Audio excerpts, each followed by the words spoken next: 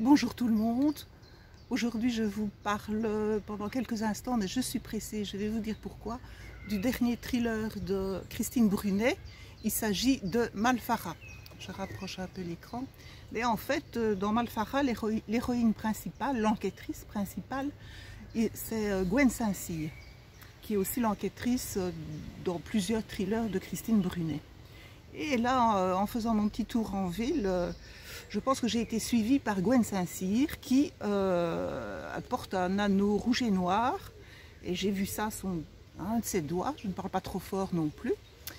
Et qui est un signe de l'appartenance à une confrérie bien spéciale dont il est question dans ce livre, Malfara.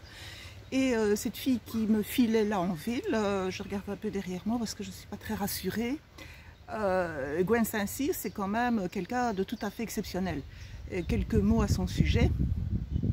Donc c'est une fille qui a été vendue à 11 ans par son père adoptif, donc c'est déjà un fameux parcours. Elle est médecin légiste, alors physiquement c'est une petite crevette caparaçonnée dans des vêtements mal foutus. Elle est toujours mal coiffée, coupée n'importe comment. Elle a des piercings sur le visage. Oui, voilà, ça répondait aux critères de la fille que j'ai vue tout à l'heure. Voilà. Alors, page 84, Christine Brunet dans Malfara dit que c'est une fille au caractère assez mutique, un sang-froid à toute épreuve. Elle a déjà tué. En fait, elle fait partie de cette confrérie. Là, elle est nommée l'exécutrice. On lui donne à résoudre des enquêtes les plus périlleuses. Et au sein de cette confrérie, elle s'appelle Artemis Fabregus. Donc voilà, ça promet. Et donc ce livre-ci, venons-en au livre, Malfara, donc c'est le dernier, je fais comme ça pour qu'on voit, voilà.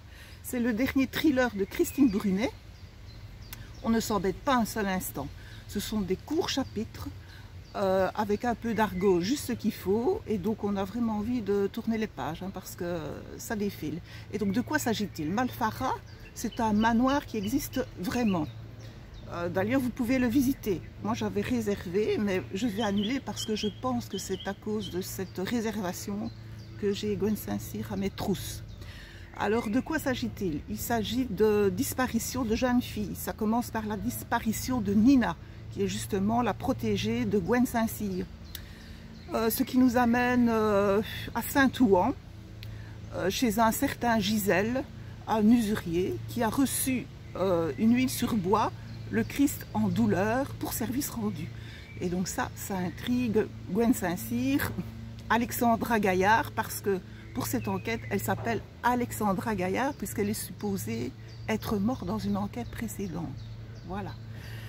Alors, donc il est question de disparition de jeunes filles de cette Nina et de disparition de jeunes filles petites bourges, notamment Lysane de la Moucherie. De la Moucherie.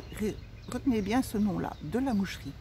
Il est question aussi, en outre de ce Christ en douleur, de ces disparitions de jeunes filles, de Mussolini, et oui, de résistants de la Seconde Guerre mondiale, et oui, et tout tourne autour de ce manoir Malfara.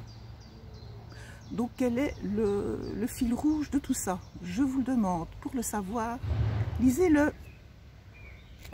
Merci.